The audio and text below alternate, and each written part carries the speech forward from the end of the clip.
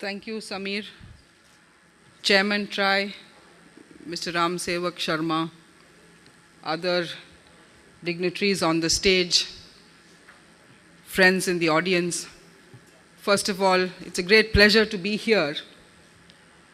Whenever I read about the Skoch conferences, I've participated in a few of them, but even in the years when I have been away from IT, I have looked at the conferences that Skoch organizes with great interest, because somehow Samir always manages to pull off two things. One, he always manages to anchor his conference themes around what is not merely most contemporary, but also what is most vital.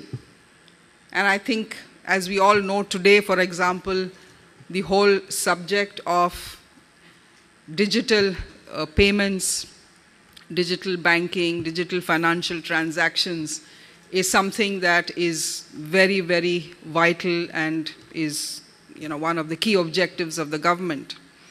But also his broader theme on how smart technologies can actually foster sustainable growth.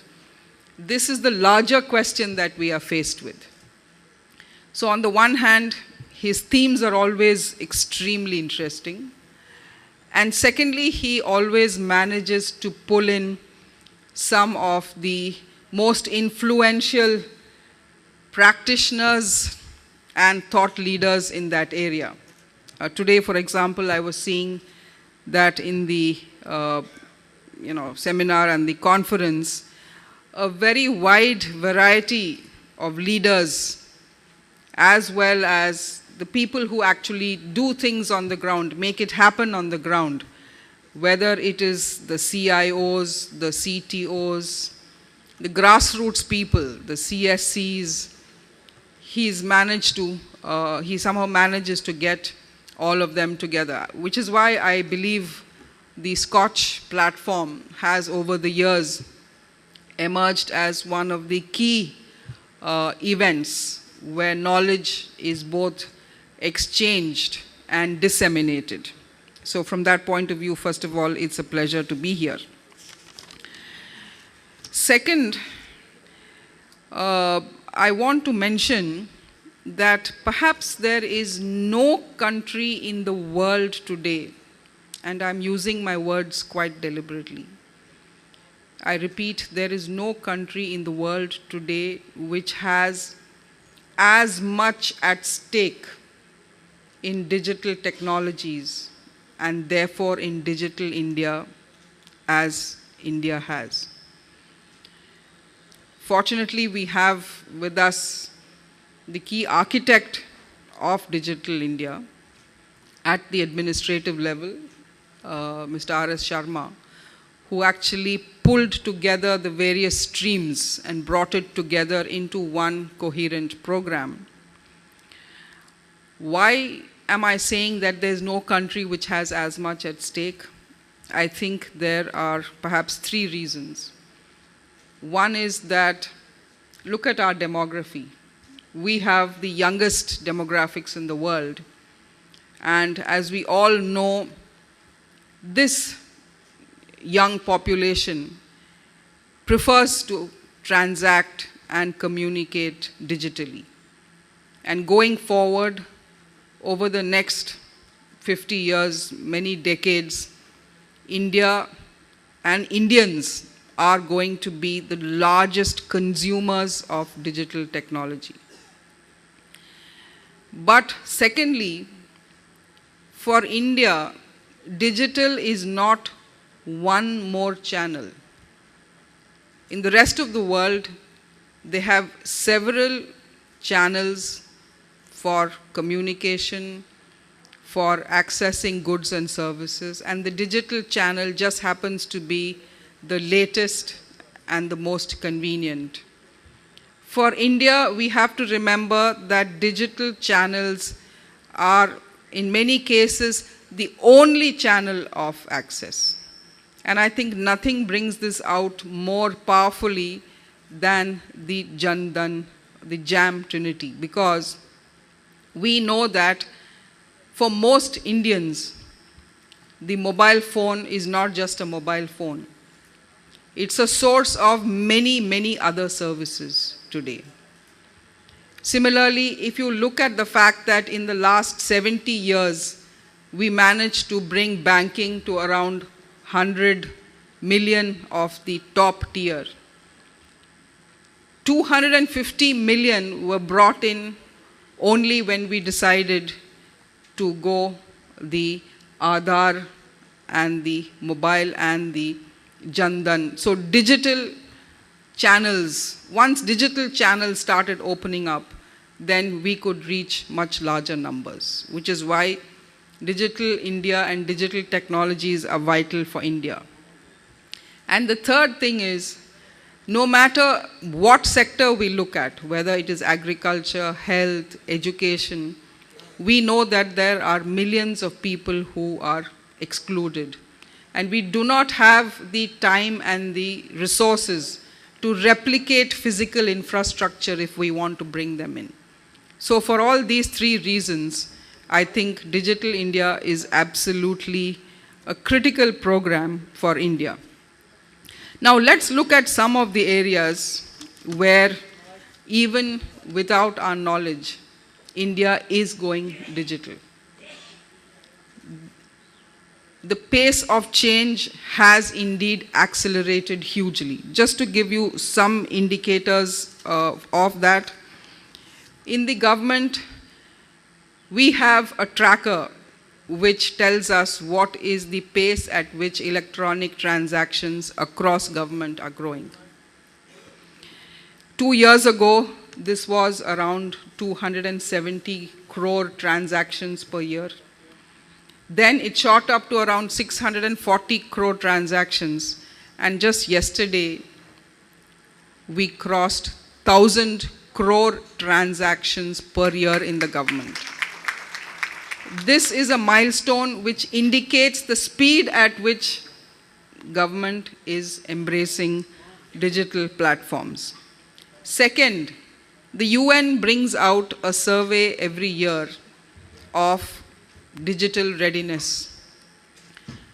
And in that, the one country which marked the maximum increase in e-participation was India. And India was therefore recognized for the rate at which e-participation had increased. Having said that, I must allude to what Chairman Try mentioned. While we have moved phenomenally in the area of e-participation, e-infrastructure is an area which continues to be a challenge. And since he spoke on this at length, I don't want to take too much time. Third, let's look at the direct benefit transfer. Again, in direct benefit transfer, the growth has been 1,164% in the last 2 years. So huge scale, huge change is happening, whether we are able to see it or not. Some of it is visible, some of it is not yet visible. Now, let's look at what are the game-changing building blocks of Digital India, which are going to mean that the whole paradigm, the paradigm for a digital economy, a digital society, what do those building blocks look like? First of all, if we look at it conceptually, we have the digital infrastructure layer, what Mr. Sharma spoke about. We are also seeing IT, we all know in the last 10, 15 years has been the creator of high quality jobs. In the next phase, we expect that IT will create another generation of jobs. This will be on various IT-enabled services. Earlier, when we had IT-enabled services, it largely referred to business process outsourcing. But the new generation of jobs that we expect to get created in India are going to be around areas like financial services, and various other things that will happen in the wake of digitization. Similarly, electronics manufacturing. In the last 2 years, the number of investment proposals in electronics has again gone up almost 9 times, about 938%. So that again is a huge area of growth. But perhaps the most exciting signs of change that we are seeing is when we go into the villages. And recently there was a lecture by Mr. Bill Gates in which the chairman of TCS made this point.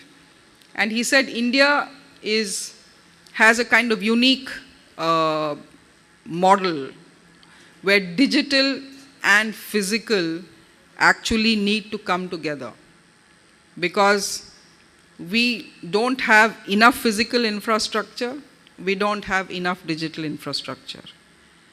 Yet we have a lot of talented human resources, we have creativity, and therefore if the digital can come together with the physical. For example, we have some of the best medical experts in the world.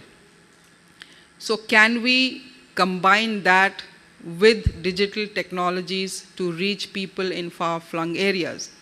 This is already being done by pioneering institutions, whether it is Narayana Hridayalaya, whether it is Arvind Eye Care, etc. But these kind of models need to be multiplied. Similarly, we have first-rate teachers. Can we use digital technologies to reach out to millions of students? So I think this is going to be a differentiated model, and I think combining the best of digital technologies with the best of physical resources, India can really see not just a huge acceleration in growth, but also a huge acceleration in development. So I was coming back to the building blocks. The first building block, as we know, is of course Aadhaar.